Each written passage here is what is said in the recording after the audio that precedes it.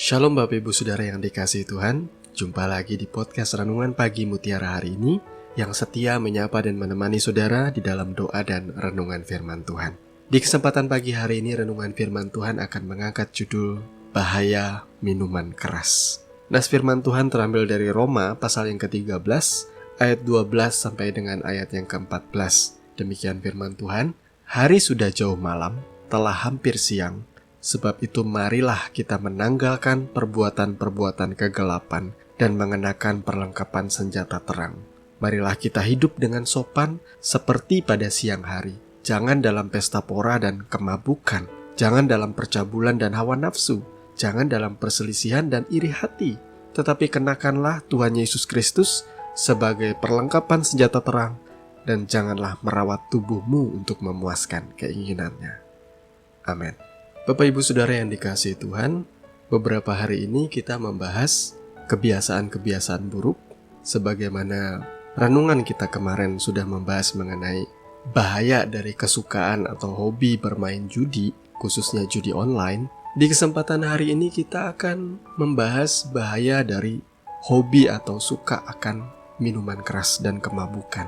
Topik ini bisa saja menyinggung beberapa saudara-saudara yang berada di wilayah di mana minum anggur atau minuman keras itu sesuatu yang lumrah atau biasa dilakukan. Tapi yang perlu kita garis bawahi di sini ialah sebagaimana nas firman Tuhan tadi berkata pada ayat 13, marilah kita hidup dengan sopan seperti pada siang hari. Jangan dalam pesta pora dan kemabukan. Saya kemudian akan melanjutkan dengan sebuah pertanyaan berikut. Apakah ada sesuatu yang baik yang dihasilkan dari minuman keras? Secara keseluruhan di dalam kitab suci kita memang tidak sepenuhnya melarang orang untuk mengkonsumsi yang namanya anggur atau minuman keras. Ada satu hal yang patut digarisbawahi dari pesan di dalam Alkitab kita ialah tidak bijak apabila kita mabuk oleh karena anggur.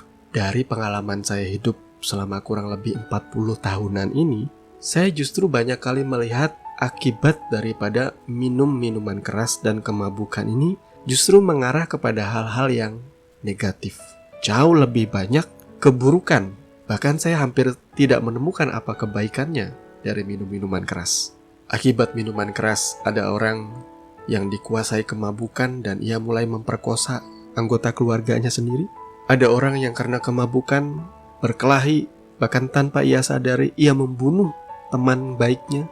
Bahkan yang sangat relate dengan kehidupan kami, saya memiliki keponakan, ada 2 orang yang mengalami kecelakaan oleh karena pesta minuman keras dan kemabukan. Mereka kemudian menggeber sepeda motornya di jalanan dengan kecepatan tinggi dalam keadaan mabuk sampai akhirnya mengalami kecelakaan tunggal. Ada 1 anggota keluarga kami yang akhirnya mengalami cedera yang sangat parah dan 1 lagi berujung kepada kematian. Kita tidak perlu berbicara soal dosa ketika membahas mengenai minuman keras. Tetapi dari buahnya, dari resiko yang ditimbulkan oleh minuman keras dan kemabukan ini, sungguh sangat berbahaya. Minuman keras pun bertanggung jawab dengan begitu banyaknya tindakan-tindakan kriminal.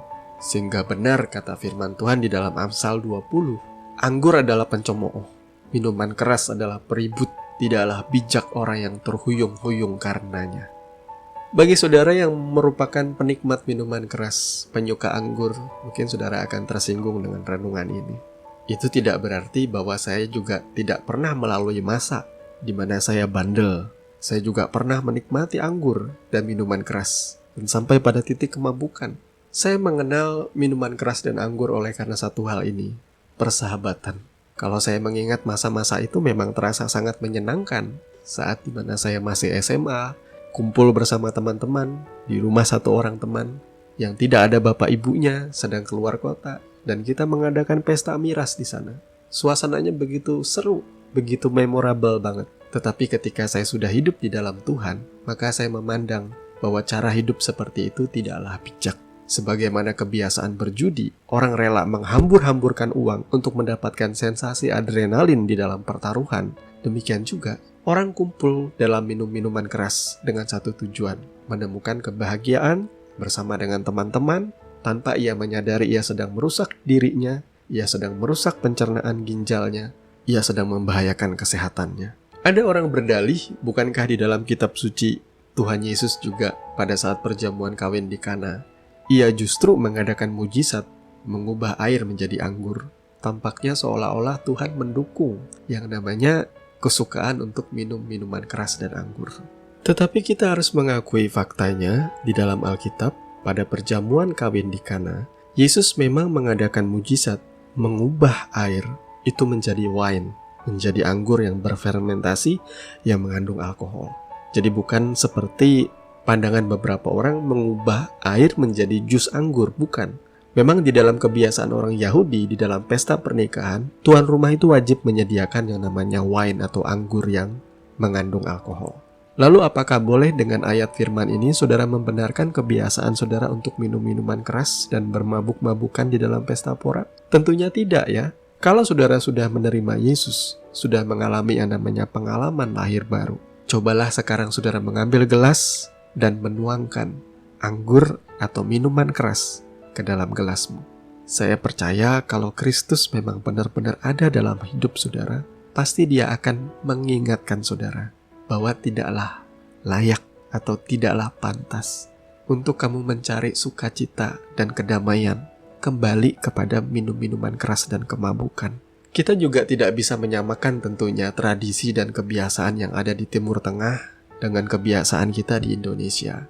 Kalau orang tradisi perjamuan nikah mesti ada wine, mesti ada anggur, itu pun mereka minum belum tentu sampai mabuk. Dan Alkitab sendiri mencatat tidak bijak untuk menjadi mabuk. Boleh-boleh saja minum anggur, apalagi dengan tujuan untuk menghangatkan tubuh berkenaan dengan kesehatan karena keadaan iklim atau suhu di sebuah negara yang memang dingin, yang mengharuskan mereka untuk mengkonsumsi anggur.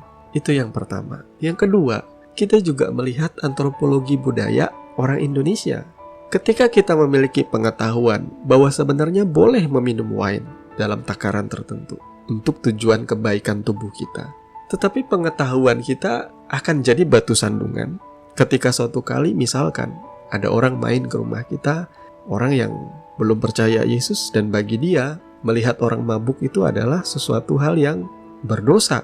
Kemudian kita menuangkan minuman keras ke dalam gelas kita dan kita meminumnya di depan matanya.